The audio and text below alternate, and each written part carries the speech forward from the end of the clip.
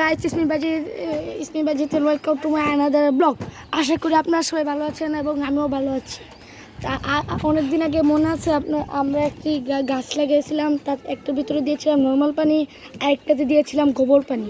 তো ওই এই গাছটা যদি দেখতে চান তাহলে আমাদের পাশেই থাকুন, একটা লাইক, একটা শেয়ার, একটা সাবস্ক্রাইব করতে যাবেন প্লিজ। চলুন গাছ আমাদের সাদা গাছগুলো দেখানো যাক। প্রথমে আমরা যদি দেখা যাচ্ছে একটা লেবু গাছ, সেটাতে মধ্যে মাসাল্লাহ অনেক লেবু ধরেছে, মাসাল্লাহ বলবেন প্লিজ।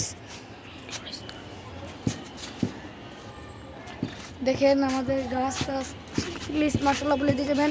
ভিডিওটা ভালো লাগলে একটা লাইক, কমেন্ট, শেয়ার, সাবস্ক্রাইব করবেন প্লিজ গাইস।